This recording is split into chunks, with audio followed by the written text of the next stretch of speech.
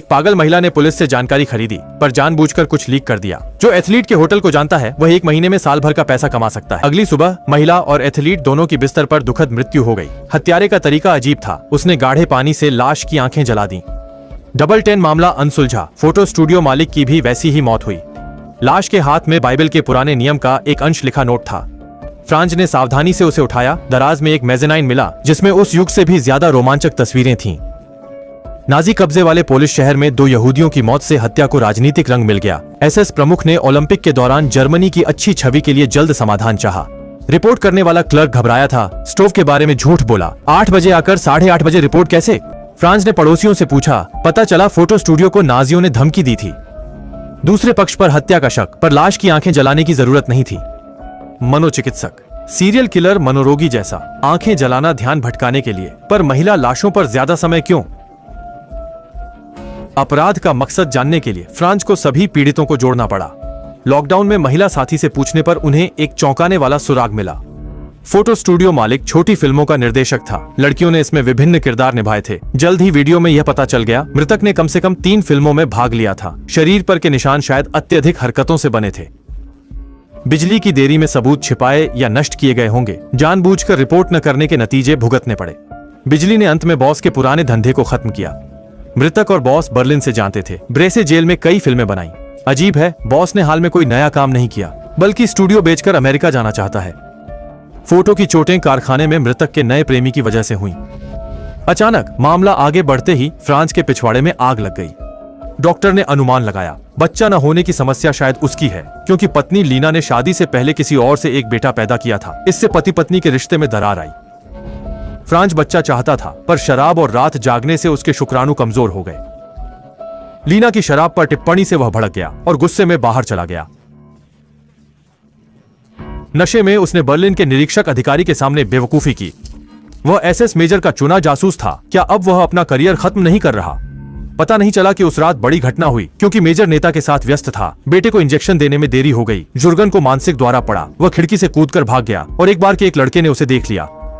सोचा कि वह पीछा कर रहा है, तुरंत पिटाई का शिकार हो गया। उसे नदी में फेंकना चाहता था, पर एक मजदूर ने योजना बिगाड़ दी। वह किनारे भागा और आवेश में पीछा करते पुलिसकर्मी को गोली मार दी, लेकिन उसके बाद कुछ नहीं किया। सीधे नाव पर चढ़कर अंधेरे में गायब हो गया।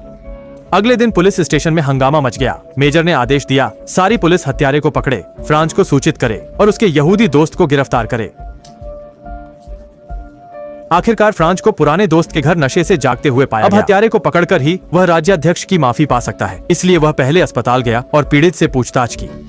तभी उसे पता चला हत्यारे के हाथों पर स्पष्ट चोट के निशान थे, पर वह लॉ बर्नर जैसा नहीं लगा। उसके पास गाढ़ा पानी नहीं था। वह फिर घर गया और पत्नी लीना से मिला। तभी वह अपनी चिंताएं भूल पाया। लीना समझ सकती थी कि उसने एसएस अफसर को नाराज किया, पर अपने साथ धोखे को समझाना नहीं चाहता था। बस उस आधे घंटे की फिक्र थी जब पत्नी हत्यारे से मिली। दोनों एक दूसरे से प्यार करते हैं, पर कोई भी अपना दर्द बांटना नहीं चाहता। मनोचिकित्सक ने उसे भूल भुलैया। हत्यारे को लगा वह भी उसी तरह शहर की गंदगी साफ कर रहा है। लीना को क्यों शामिल किया गया? यह अभी भी एक पहेली थी जो उसे परेशान करती थी। वह बस एक संदेश लिख सकता था कि लीना को खुद बहुत सावधान रहना चाहिए। अचानक अगली सुबह साथी ने अभिलेखागार में एक बड़ी खोज की। पता चला कि पार्टी में लीना का टैटू मृतक महिला के समान था। मृतक ने 1 महीने पहले वीजा के लिए आवेदन किया था, जो फोटो स्टूडियो मालिक के साथ अमेरिका जाने की पुष्टि करता था। इसलिए इस पागल लड़की का कोच्चि का प्रेमी शायद बाइबल याद करने का आदी था। नोट विशेषज्ञ के अनुसार यह व्यक्ति अच्छी शिक्षा प्राप्त लेखक की तरह लगता था। सबसे महत्वपूर्ण, वह एक बार यहूदी अस्पताल में भंडारा पार्टी से चीजें लेने जैसा था। अगले ही पल फ्रांज संदिग्ध के किराए के फ्लैट में घुस गया। उसका परिवार और बच्चे थे, पर वह 3 हफ्ते से घर नहीं लौटा था। भूमिगत पार्टी के तरीके से वह जल्द ही पकड़ा जाएगा। उन्हें अखबार में एक गुप्त बैठक की खबर मिली। वे मजबूरन निदेशक से मदद मांगने गए, क्योंकि अकेले गिरफ्तारी अभियान असंभव था।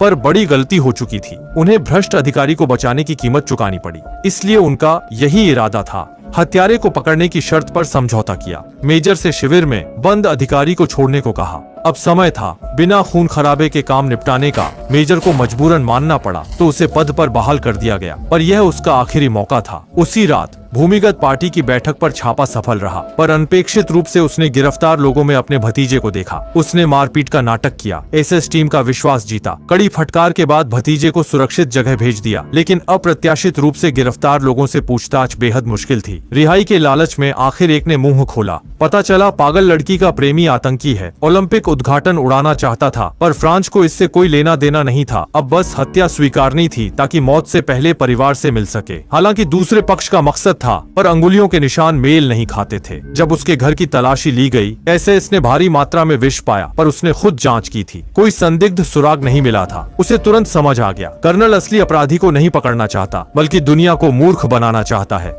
अच्छा हुआ उसने सावधानी बरती। उसने दूसरे पक्ष से इनकार लिखवाया।